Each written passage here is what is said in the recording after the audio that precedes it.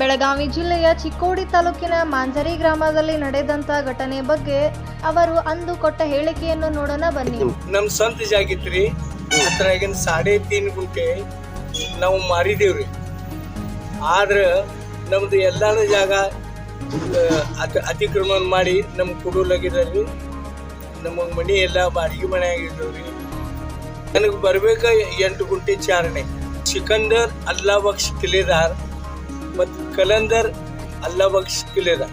ನೋಡಿದ್ರಲ್ಲ ವೀಕ್ಷಕರೇ, ಈ ಒಂದು ಘಟನೆ, ಈ ಮಾತು ಇಂದಿಗೆ ನಡೆದು ಬರೋಬ್ಬರಿ 1 ತಿಂಗಳ ಕಾಲ ಕಳೆಯಿತು. ನಮ್ಮ ಜೊತೆ ಮಾತನಾಡಿದ ವ್ಯಕ್ತಿ, ನಮ್ಮ ವಾಹಿನಿ ಜೊತೆ ಮಾತನಾಡಿದ ವ್ಯಕ್ತಿ ಈಗ ಇಹಲೋಕ ತ್ಯಜಿಸಿ ಚಿರನಿದ್ರೆಗೆ ಜಾರಿದ್ದಾರೆ.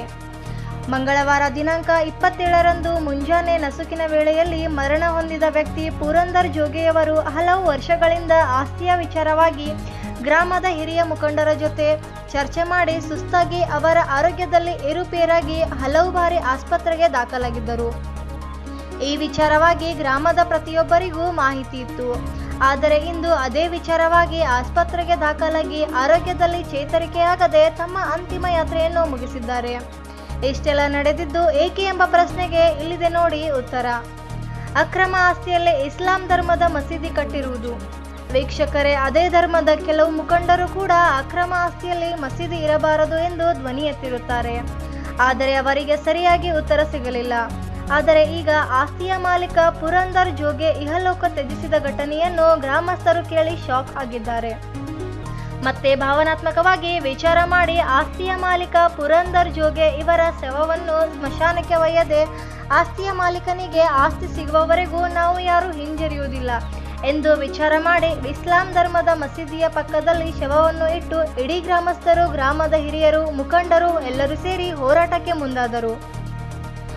ಈ ಸಂದರ್ಭದಲ್ಲಿ ಎಲ್ಲರದ್ದು ಒಂದೇ ಕೂಗು, ಆಸ್ತಿಯ ಮಾಲೀಕನಿಗೆ ಆಸ್ತಿ ಸಿಗಬೇಕೇ ಹೊರತು ಯಾರೋ ಒಬ್ಬರ ಪಾಲಾಗಬಾರದು ಎಂದು. ಅಷ್ಟೇ ಅಲ್ಲ ಸ್ನೇಹಿತರೆ, ಪುರಂದರ ಜೋಗೆಯವರ ಕುಟುಂಬಸ್ಥರ ಆಕ್ರಂದನ ಮುಗಿಲು ಮುಟ್ಟಿತ್ತು. ಈ ಮಾಹಿತಿ ಕೇಳಿದ ಮೇಲಾಧಿಕಾರಿಗಳು ತಕ್ಷಣ ಸ್ಥಳಕ್ಕೆ ಧಾವಿಸಿದರು. ಮೇಲಾಧಿಕಾರಿಗಳಾದ ಮಾನ್ಯ ತಹಶೀಲ್ದಾರ್ ಸಾಹೇಬರು, ಡಿವೈಎಸ್ಪಿ ಸಾಹೇಬರು, ಮಾನ್ಯ PSI ಸಾಹೇಬರು, ಮಾನ್ಯ ಕಂದಾಯ ನಿರೀಕ್ಷಕರು, ಗ್ರಾಮ ಲೆಕ್ಕಾಧಿಕಾರಿಗಳು, ಗ್ರಾಮೀಣಾಭಿವೃದ್ಧಿ ಅಧಿಕಾರಿಗಳು, ಗ್ರಾಮ ಪಂಚಾಯತ್ ಅಧ್ಯಕ್ಷರು, ಉಪಾಧ್ಯಕ್ಷರು ಸೇರಿದಂತೆ ಸ್ಥಳೀಯ PKPS ಅಧ್ಯಕ್ಷರು, ಸದಸ್ಯರು ಕೂಡ ಉಪಸ್ಥಿತರಿದ್ದರು. ಮೇಲಾಧಿಕಾರಿಗಳು ಕೆಲ ಗಂಟೆಗಳ ಕಾಲ ಸ್ಥಳೀಯರ ಮನವೊಲಿಸುವಲ್ಲಿ ವಿಫಲರಾದರು. ತಕ್ಷಣ ಸರ್ವೆ ಅಧಿಕಾರಿಗಳನ್ನು ಕರೆಯಿಸಿ ವಿವಾದದಲ್ಲಿದ್ದ ಆಸ್ತಿಗೆ ಚೆಕ್ ಬಂದಿ ಹಾಕಿ ಮಾರ್ಕ್ ಮಾಡಿ ಕಂಬ ಹೂಡಿದ ನಂತರ ಶವದ ಪಕ್ಕದಲ್ಲಿಯೇ ಶಾಂತಿ ಸಭೆ ಮಾಡಿ ಅಧಿಕಾರಿಗಳು, ಗ್ರಾಮಸ್ಥರು, ಮುಖಂಡರು ಎಲ್ಲರೂ ಸೇರಿ ಆಸ್ತಿಗೆ ಸಂಬಂಧಪಟ್ಟ ಮಾಲೀಕ ಪುರಂದರ್ ಜೋಗೆ ಅವರಿಗೆ ಸೇರಬೇಕು ಎಂದು ಗಟ್ಟಿ ನಿರ್ಧಾರ ಮಾಡಿ ಸಮಸ್ತ ಮಾಂಜರಿ ಗ್ರಾಮದ ಹಿರಿಯ ಮುಖಂಡರು ಅಂತಿಮ ನಿರ್ಧಾರ ಮಾಡಿ ಪುರಂದರ್ ಜೋಗೆ ಅವರ ಅಂತ್ಯಕ್ರಿಯೆಗೆ ಮುಂದಾದರು. ದುಃಖತಸ್ಥ ಕುಟುಂಬಸ್ಥರ ನ್ಯಾಯ ಒದಗಿಸುವಲ್ಲಿ ಮುಂದಾದ ಗ್ರಾಮಸ್ಥರು ಮಾನವೀಯತೆಯನ್ನು ಮೆರೆದಿದ್ದಾರೆ.